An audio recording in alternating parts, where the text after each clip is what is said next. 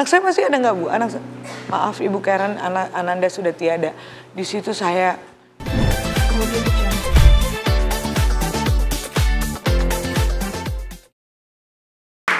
Pertama, dari Hotman Parisio mengucapkan turut berduka cita meninggalnya putrimu. Umur berapa dia?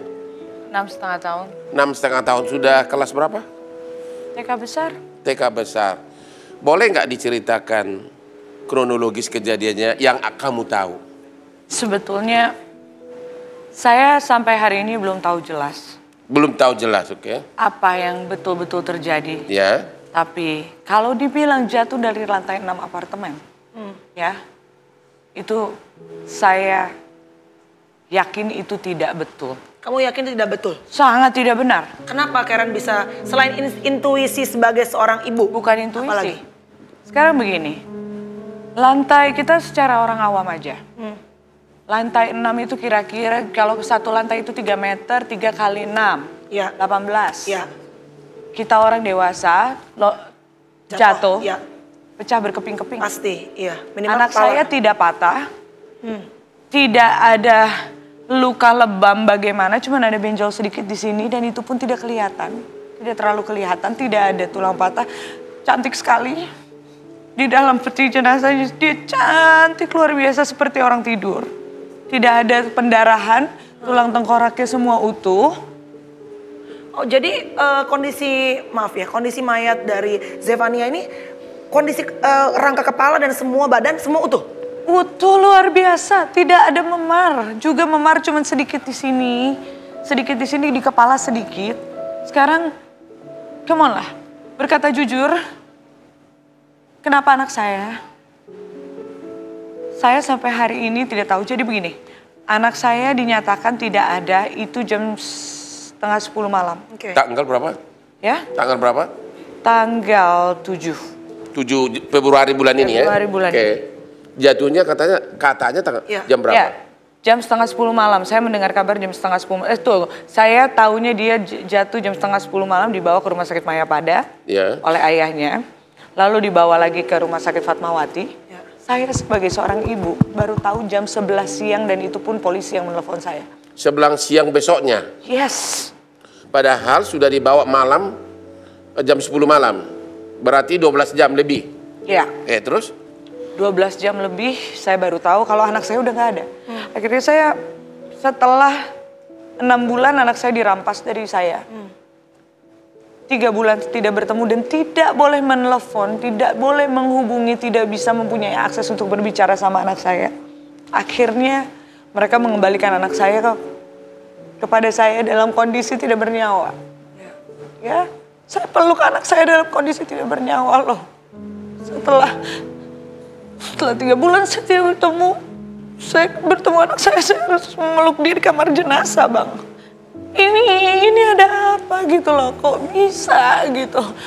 Dan dia 6 tahun, anak saya dari lahir, ya. Saya itu tinggal di apartemen di lantai 29. Ya. Apartemen yang sama? No, Beda. Beda? Beda. Terus? anak saya itu sangat hati-hati, dia sangat cerdas. Setiap saya jemur pakaian atau apa di balkoni, mami be careful. Oh, dia sendiri udah bisa.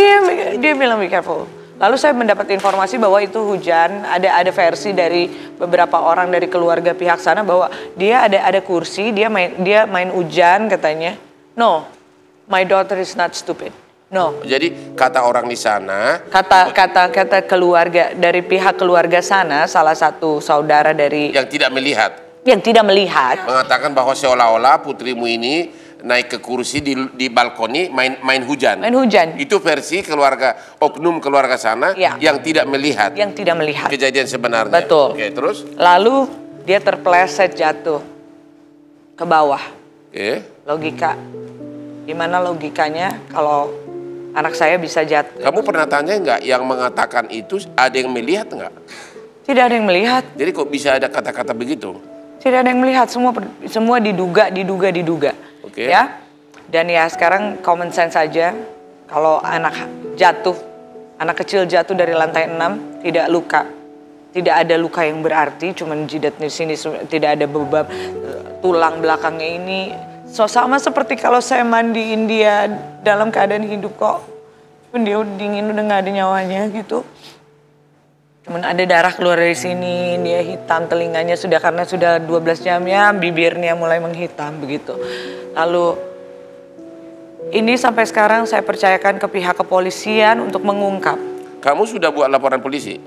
Secara otomatis kan Bang, polisi harus mengungkap. Saya tanpa saya membuat laporan juga, tapi Bisa saya iya, bisa tidak. Tapi kamu ada laporan khusus nggak? Saya melihat dulu kinerja dari kepolisian, saya yakin saya selalu berkoordinasi. Oh, sudah dimulai penyelidikan? Oh, lidik. Sudah ya, lidik, sudah Lidik, mulai. ya. Terus? Saya selalu, saya baru 1 hari anak saya dikuburkan saja, saya mengumpulkan seluruh kekuatan saya untuk saya datang ke Polres. Polres mana ini? Jakarta Selatan. Jakarta Selatan, oke. Saya mengumpulkan, saya punya tenaga untuk datang ke sana, saya bilang sama penyidiknya, kasatnya bahwa tolong. Saya memang tidak mau pada saat itu anak saya diotopsi, kenapa? Karena saya mau anak saya dikuburkan dengan cantik. Ya. Semua orang mengenang dia sebagai putri tidur yang sangat cantik. Tapi setelah ini ya, kita harus ungkap kebenaran. Saya tidak bisa merelakan anak saya sepenuh hati. Sampai saya tahu kebenarannya ada apa dengan anak saya begitu Bang. Sebelumnya perkawinan kamu sudah pisah ranjang? Oh sudah lama, Berapa lama? lebih dari 1 tahun. Perkawinannya berapa lama? 7 tahun. 7 tahun. Dan katanya sudah proses Ya, proses perceraian sudah gugatan selesai. cerai di pengadilan? Sudah hampir selesai. Sudah hampir selesai. Dan Karen Puru ya, yang masih juga menceritakan bagaimana kronologis kejadian sampai dia kehilangan anaknya.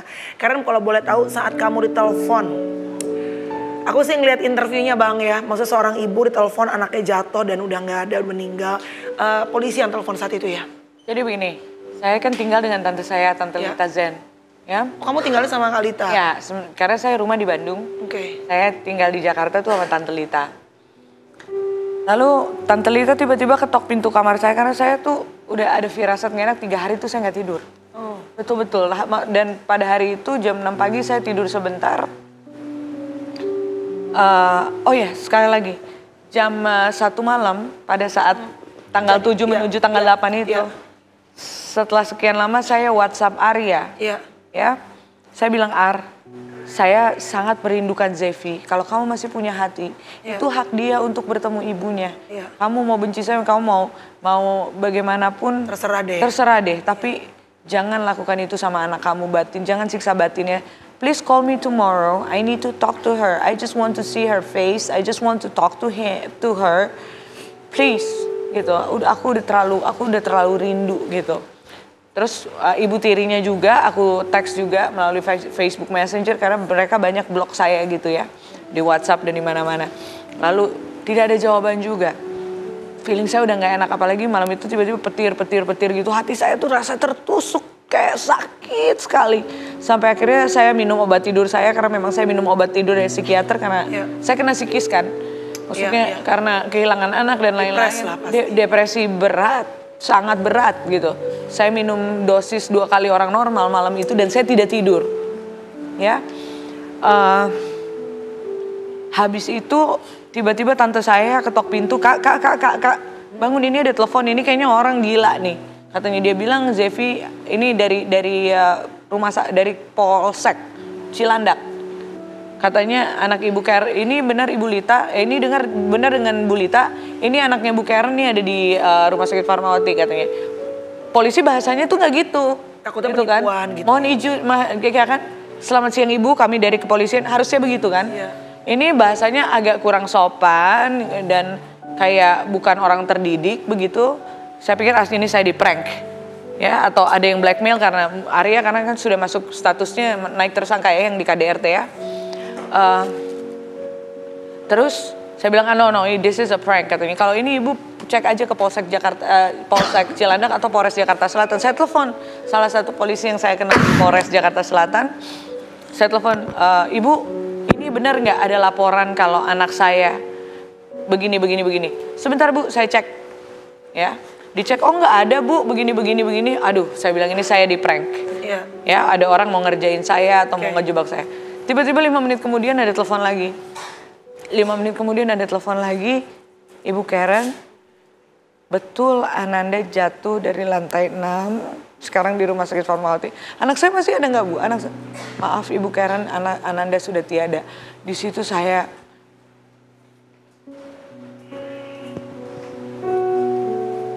I don't know. Di situ saya udah nggak bisa apa-apa lagi. Saya langsung pergi ke rumah sakit Fatmawati. Saya udah disoriented. I'm disoriented. I don't know what to say. I don't know what to ini. And then aku akhirnya memberanikan diri untuk ke kamar jenazah. Adik saya peluk saya, Kak, kuat ya. Setelah saya buka, she's gone. Balik ke pelukan saya, tapi udah nggak ada Kamel. Saya langsung tidur di sebelahnya. Saya langsung naik ke itu tempat dia dibaringkan, karena mungkin badan saya sama dia ya itu masih ada space untuk saya peluk dia. Saya bilang, Tuhan, saya pukul diri saya sendiri, saya pukul diri saya sendiri sampai ini mimpi kan Tuhan, ini mimpi kan Tuhan, ini nggak bener, this is not true, no, my angel, no. Saya jatuh pingsan berkali-kali, saya udah sampai akhirnya saya kuatkan diri saya berdoa, saya bilang, saya pegang anak saya minta semua kumpul keluarga. Mau ada pendeta yang datang atau apa? No, saya bilang saya yang berdoa untuk anak saya. Saya pegang dia, saya angkat tangan saya kepada Tuhan saya bilang, Tuhan terima kasih. 6,5 tahun Kau memberikan malaikat cantik ini di hidup saya. Kehendak-Mu lah yang jadi. Kau yang memberi, Kau yang mengambil. Tuhan, hati ini hancur, saya cuma bisa bawa hati yang hancur. Saya udah gak, ya Tuhan, saya harus hidup untuk apa sekarang? Untuk apa lagi saya hidup? I just can't take it. Sampai kebenaran terungkap. Sampai hukum ini betul-betul mengungkap kenapa anak saya pergi, ya Bang. Dan ini saya benar-benar ini 6 bulan saya berjuang untuk anak saya. Saya bingung ya Bang ya, kalau Abang tahu, saya minta advice. Apakah fungsi dari lembaga-lembaga perlindungan anak di Indonesia ini? Apakah itu KPAI, LPAI, Satgas Perlindungan Anak, Komnas Anak Indonesia, apapun itu. Siapa yang bisa mengambil keputusan? Karena kalau seperti kasus saya, banyak Karen dan Zefania lain di luar sana. Kalau saya masih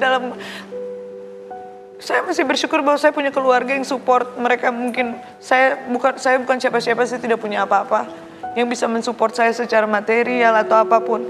Bagaimana ibu-ibu yang mengalami hal yang sama saya tapi tidak punya ongkos juga untuk pergi ke lembaga-lembaga itu untuk minta tolong.